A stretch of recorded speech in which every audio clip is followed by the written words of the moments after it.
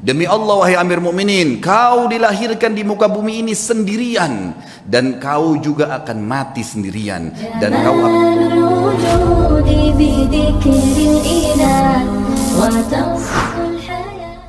Tentu Atha ini sedikit saya berikan gambaran, dan ulama mengatakan dalam ilmu jarh wa ta'dil, dalam ilmu hadis kita boleh ada hal-hal yang boleh disebutkan kalau berhubungan dengan kekurangan seseorang, kalau memang itu ciri khasnya, atau sesuatu yang kalau disebutkan tanpa menyebutkan nama pun, nah ini masuk bukan dalam ghibah.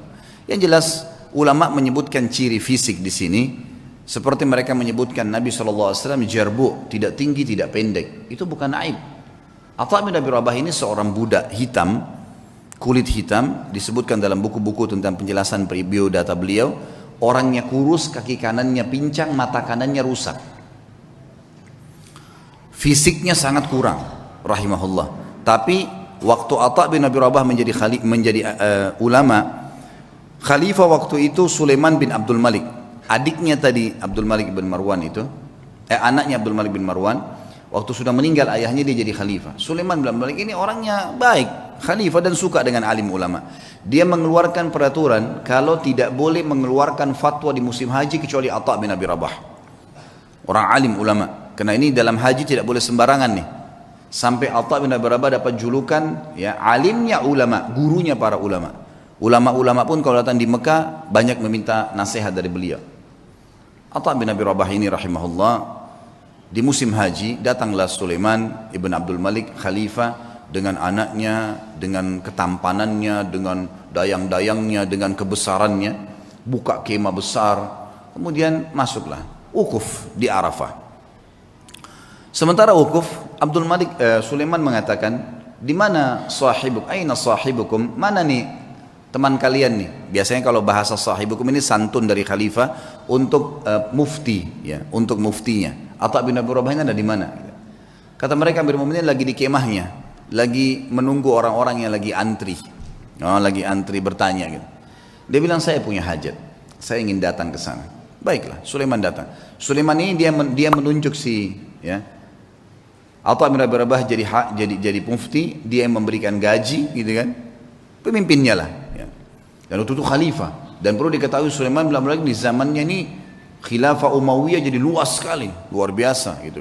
Kuasanya sangat luas karena ayahnya juga punya kekuatan militer yang besar. Ringkas cerita, dia pun datang dan dia seorang saleh. Begitu dia masuk ke kemahnya Atha bin Abi Rabah, disambut oleh Atha bin Abi Rabah, pelukan, ngobrol, saling menyebutkan kata-kata yang santun satu sama lain sebagaimana adab seorang muslim. Setelah itu Atha bin Abi Rabah bertanya, wahai Amir Mukminin, kenapa anda datang ke sini? Kata dia, saya punya hajat, ada pertanyaan yang saya mau tanya. Kata Atha bin Abi Rabah, ini orang tadi saya bilang ya, kekurangan fisiknya ada, dia pegawainya yang datang ke dia ini, kalau mungkin maaf teman-teman di gubernuran sini, presiden langsung yang datang, bukan cuma gubernur, langsung datang, langsung ke ruangan dia karena ada hajat yang dia mau sampaikan misal, gitu kan. Datanglah teman-teman sekalian, lalu dia mengatakan, Atha mengatakan, hajat anda pribadi, pertanyaan pribadi, atau hajat umat Islam? Kata Amir Mu'minin, hajat saya pribadi, pertanyaan saya pribadi. Atha mengatakan, kalau begitu Amir Mu'minin, mohon maaf, anda keluar antri bersama muslimin, karena ada yang sudah antri sebelum anda punya hajat pribadi. Kalau itu hajat umat Islam, saya akan dahulukan anda. Orang di sekitar Sulaiman ini marah, tapi Sulaiman diam, rahimahullah. Beliau sangat luar biasa. Mana ada presiden atau raja mau dipermalukan begini? Kan tinggal jawab selesai kan gitu. Tapi beda nih. Ini namanya muru'ah ya. Kehormatan, menjaga kesucian kehormatan dengan Allah. Luar biasa. Silakan anda antri, karena muslimin sudah antri sebelum anda. Sulaiman keluar, antri. Ini orang di belakangnya sudah pada marah nih. Ajudan-ajudannya segala sudah luar. Ini kalau bukan karena Sulaiman, dalam riwayatnya dikatakan kalau bukan karena Sulaiman diam, maka kami sudah ngamuk nih gitu. Gitu kan? Ini kalau orang sekarang sudah remuk-remuk tulangnya gitu kan. Subhanallah, antri. Dan Atha bin Abi Rabah dalam kisah ini dikatakan menjawab fatwa dengan tenang. Hukumnya begini sampai selesai, sampai giliran datang Sulaiman. Begitu datang bertanya, dijawab juga dengan tenang. Sudah selesai, pulang, sudah pamit pergi. Begitu kembali ke istana, Tentu ada masalah nih ya. Sulaiman bin Malik dengan keimanannya juga akhirnya dia mengatakan, kumpulin semuanya, kumpulin semua kerabat saya yang ada hadir di sini dan semua ajudan pemerintahan. Dipanggil semua kumpul. Di kemah yang besar mereka kumpul. Lalu dia mengatakan, apa yang kalian lihat bukanlah sesuatu yang mempermalukan.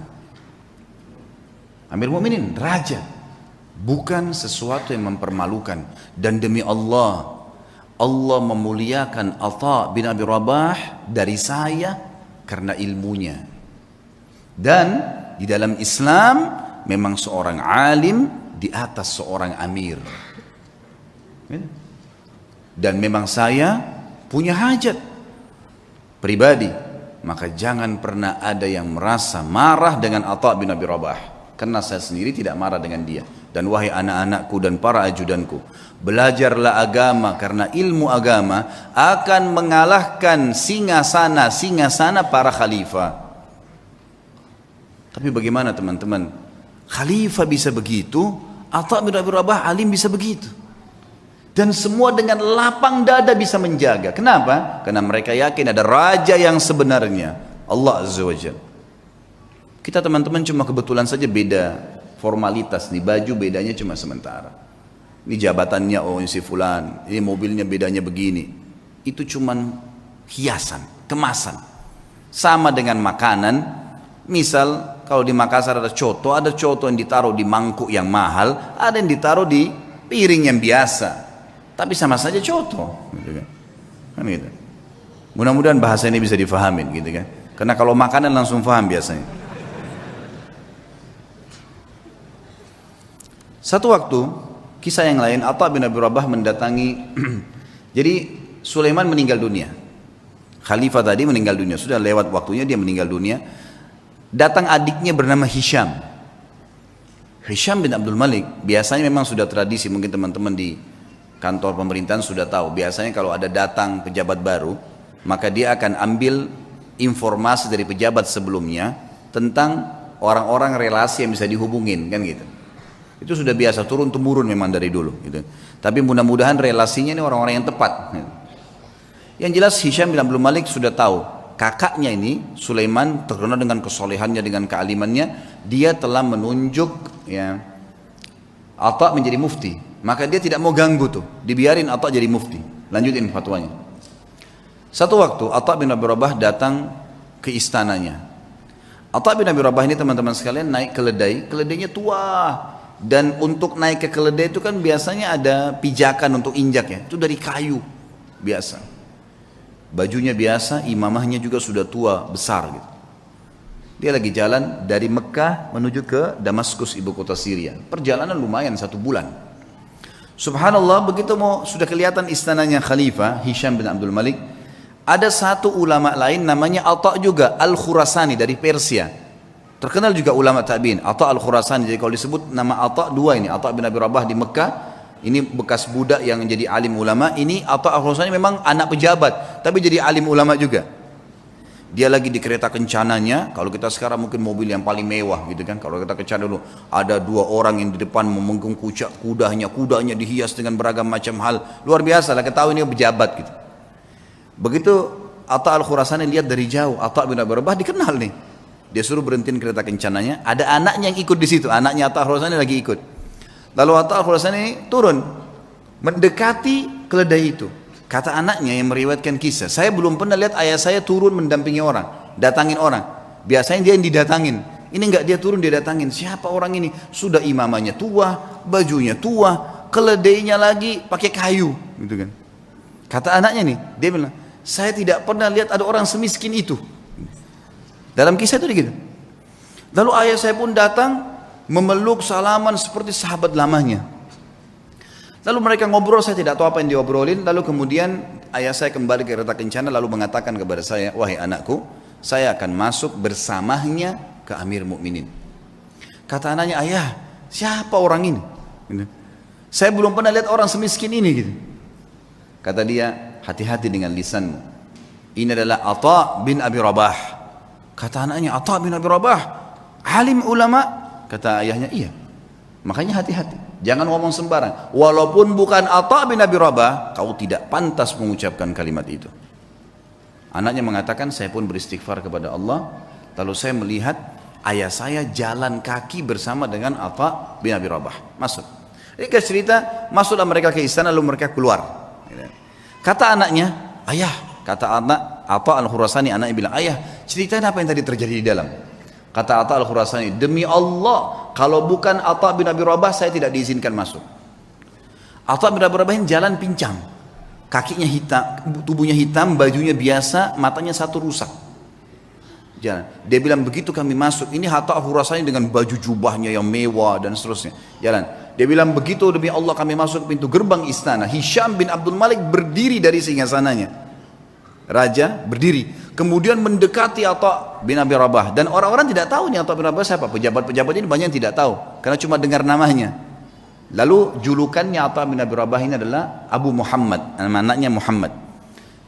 Hisham mengatakan, hahuna Aba Muhammad. Kesini ayahnya Muhammad. Atha bin Abi Rabah setiap mau mampir ke sebuah kursi dia bilang, la hahuna Aba Muhammad. Dirangkul terus tangannya, kata Atha al-Khurasani. Begitu sudah dekat dengan singgasananya, lalu kemudian saya dipersilakan duduk. Atha al-Khurasani dipersilakan duduk. Lalu Atha bin Abi Rabah demi Allah didudukkan di sebelah singgasana khalifah, sebelahnya pas. Dan belum pernah singgasana khalifah diduduki oleh orang lain termasuk anaknya khalifah. Enggak boleh duduki singgasana itu. Hisham mengajak Atha bin Abi Rabah yang luar biasa begitu kehidupannya tadi, kondisinya duduk di sebelahnya. Lalu kata Hisham, ya Aba Muhammad, ada hajat apa? Kata dia, ada hajat saya.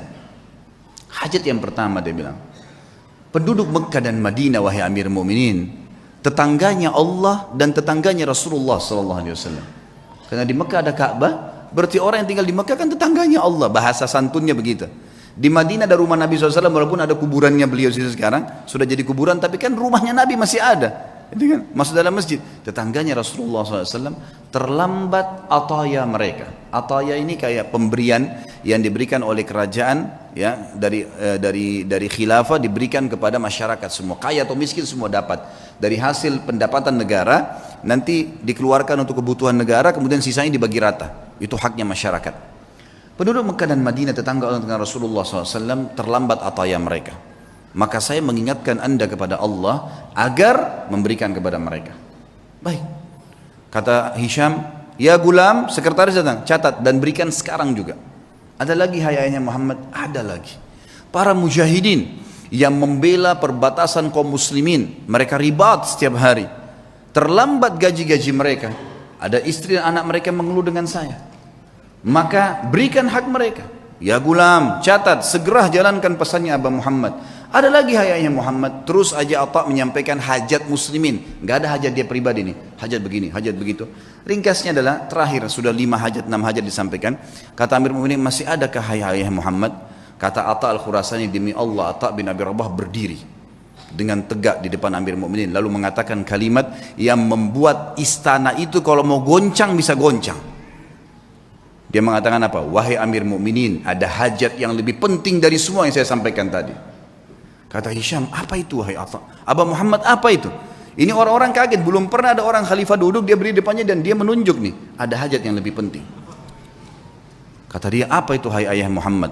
Demi Allah wahai Amir Mu'minin, kau dilahirkan di muka bumi ini sendirian, dan kau juga akan mati sendirian, dan kau akan dihisab oleh Allah sendirian. Demi Allah, semua yang kau lihat di sekitarmu ini tidak bermanfaat buat kamu, maka bertakwalah dengan Allah.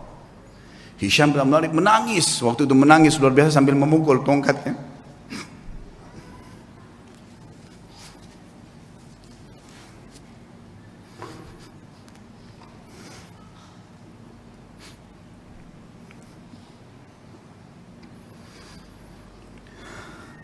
Nah, Hisham bin Abdul Malik akhirnya memukul tongkatnya sambil menangis, teman-teman sekalian.